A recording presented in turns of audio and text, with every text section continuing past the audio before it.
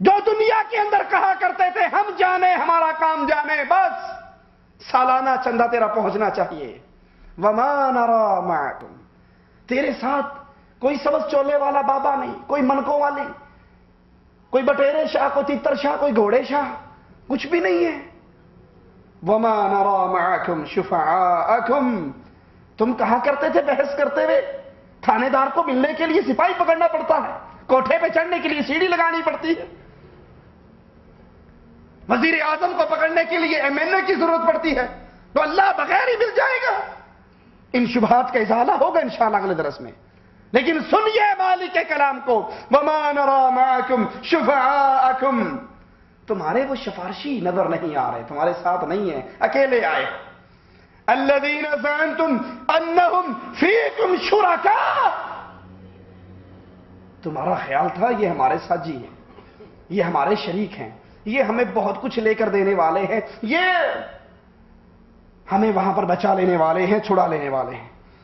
اب تمہارے اور ان کے درمیان تمام رشتے ناطے ٹوٹ گئے ہیں، اور جتنا انہوں نے وعدے کیے تھے کہ بی بی منہ ننگا کر، جب تک شاہ جی دیکھیں گے نہیں تجھے چھڑائیں گے کیسے، تجھے پہچانیں گے کیسے، اور سید کی سین کو بھی سلام ہے، انہی شاہوں کے ساتھ لگ کے، سادات کے ساتھ لگ کے ہم پار نکل جائیں گے. مالک کہتا ہے کہ لے آئے، مال و دولت بھی ساتھ نہیں، تمہارے سفارشی بھی ساتھ نہیں، تنے تنہا اللہ کا دربار ہوگا. وہاں پہ نجات کا ایک ہی ذریعہ ہے یارو، کہ جب اللہ کی توحید کو سمجھ لیں، اس پہ قائم ہو جائیں، اس کے داعی بنیں، اس کی دعوت دیں، اس کے راستے میں آنے والی تکلیفوں پہ صبر کریں. جو خالص ایمان لے کر اللہ کے دربار میں آئے گا، پھر نتیجہ کیا نکلے گا؟ ان کو گروہ در گروہ بنا کر چلایا جائے گا جنت کی طرف. جنت پہ پہنچیں گے، دروازے کھول دیے جائیں گے، فرشتے کہیں گے سلام علیکم طبتم فادخلوها خالدین، تم پہ سلامتی ہو اللہ کی، آؤ ہمیشہ کی جنتوں میں داخل ہو جاؤ. اللہ سے دعا ہے اللہ ہمیں ہمیشہ کی جہنم کی آگ سے محفوظ کر کے ہمیشہ کی جنت میں داخل فرما دے.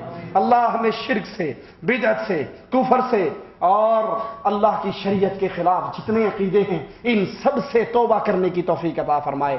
زندہ رکھے، ایمان پہ رکھے، موت دے توحید پہ دے. اس حال میں اللہ ہمیں اپنے پاس بلائے، ہمارا وہ سچا داتا ہم سے راضی ہو، ہم اپنے اللہ سے راضی ہوں. اقول قولی هذا واستغفر الله لي ولكم ولسائر المسلمين فاستغفروه انه هو الغفور الرحيم.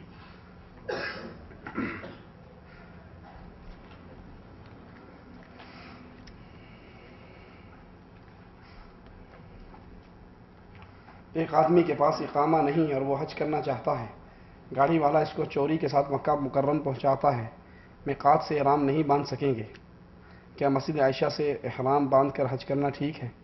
کیا اس طریقے سے چوری سے جا کر حج کرنا ٹھیک ہے؟ آپ وہاں پہنچ بھی جاؤ گے تو واپسی کی کیا گارنٹی ہے کہ وہیں سے پتہ لگے کہ آپ کی فلائٹ جدہ ایئرپورٹ سے سیدھی بمبئی کو ہو گئی؟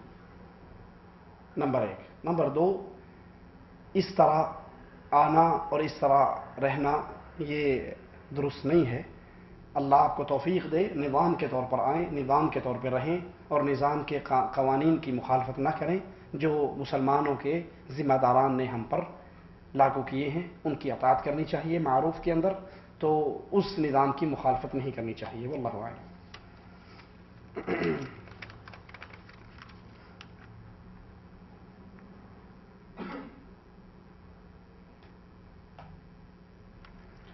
میں کئی دنوں سے پریشان ہوں اور کوئی فیصلہ نہیں کر پا رہا، تو میرے دل میں خیال آتا ہے میں استخارہ کر لوں.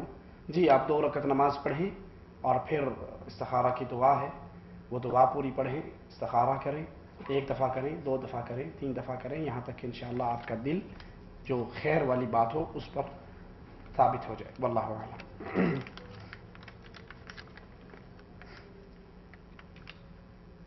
عقیقہ ہمارا بھی نہیں ہوا اور والد اور والدہ کا بھی نہیں ہوا ہے.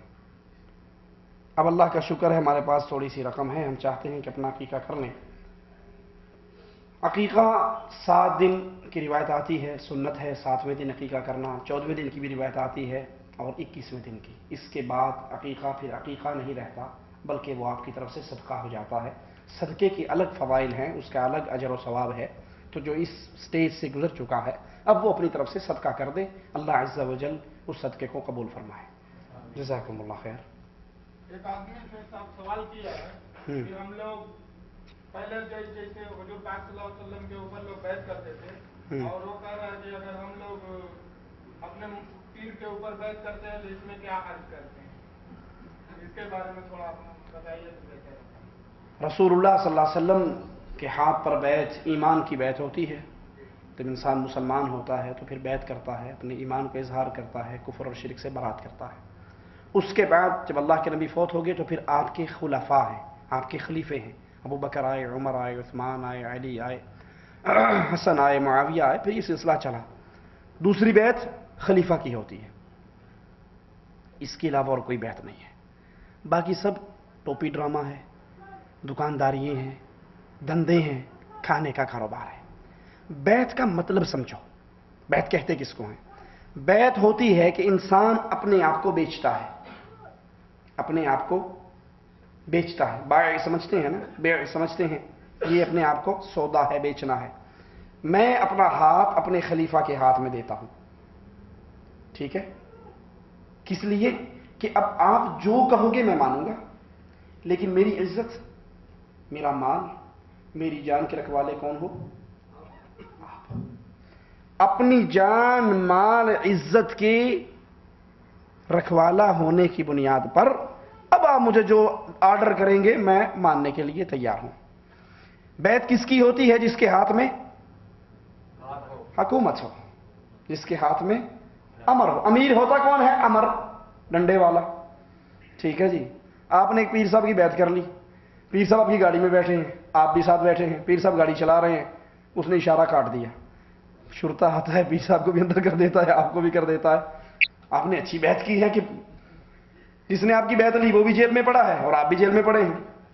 بیعت ہوتی ہے اس کی جس کے ہاتھ میں حکومت ہو، اللہ کے قوانین کے مطابق وہ حکومت کرتا ہو، اس کے ہاتھ میں بیعت کرتے ہیں کہ ہم معروف میں آپ کی بات مانیں گے، قرآن و حدیث کے مطابق جو آپ کہیں گے ہمیں، ہم اس کی بات مانیں گے. اس کے بدلے میری عزت پر، میرے مال پر، میری جان پر کوئی حرف آئے گا تو اس کے ذمہ دار آپ ہیں. یہ پیروں کی بیعت، یہ صوفیوں کی بیعت، یہ سلسلہ نقشبندی، چشتی، قادری، رضوی، نوری، سہروردی، وردی بغیر وردی کی بیعت، یہ بدماشی ہے، دھندا ہے، کاروبار ہے. آپ محنت مزدوری کر کے کھاتے ہو، ایسے ہی ہے نا. 20 سال محنتیں کرتے ہو تو کہیں جا کے 200-400 ریال تنخواہ میں اضافہ ہوتا ہے. اور پیر صاحب کے جتنے مرید بڑھتے جائیں گے کام چلتا رہے گا. اس نے 1000 دیا، اس نے 2 دیا، اس نے 4 دیا، تو پیر کا گھر تو روشن ہے بجلی کے قمقموں سے، اور مرید کو میسر نہیں مٹی کا دیا بھی.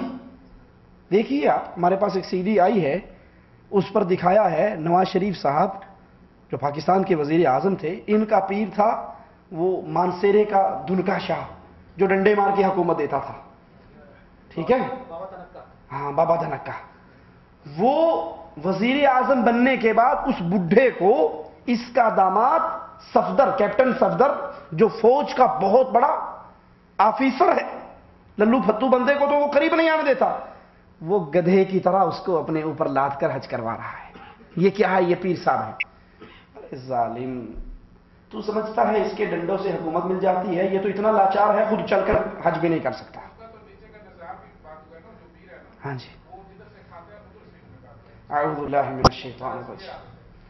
یہ کہ اللہ پاک دکھاتا ہے جس کو تم کچھ سمجھتے ہو اس کی اپنی حالت. وہ ہمارے شیخ محمد حسین شیخ پوری رحمۃ اللہ علیہ فوت ہو گئے، اللہ ان کی قبر کو جنت کا باغ بنائے. بڑی پیاری جٹاکا سی عام فہم مثال دیا کرتے تھے.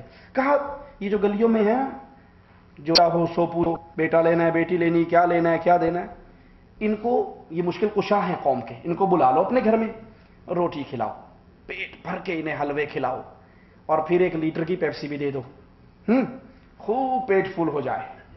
اب بس آدھا گھنٹہ اس کو اپنے پاس بٹھاؤ. آدھے گھنٹے کے بعد یہ ارے بھائی بات روم کدھر ہے، پوچھے گا یا نہیں پوچھے گا؟ کتنا بڑا ہی پیر صاحب کیوں نہ پوچھے گا. لوٹا لاؤ یار، پانی لاؤ، باتھ روم نہیں ہے تو فصلوں میں جانے دو، کچھ تو کرو، پریشانی میں ہوں. بھائی کیا پریشانی ہے؟ نہیں ٹھہرنے دے رہی. ارے تو قوم کو تو پورے بیٹھے کھڑکے دے دیتا ہے، اور یہ اتنی سی چیز برداشت نہیں ہوتی، تو اتنا مجبور ہے اللہ کے نظام میں، اور لوگوں کا مشکل کشا بنا پھرتا ہے.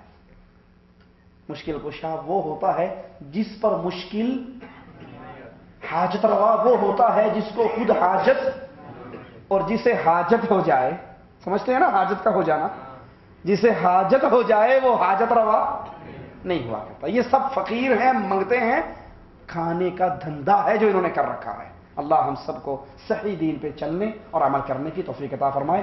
انشاءاللہ اگلا درس 8:30 بجے اس کا آغاز کریں گے. جی بھائی.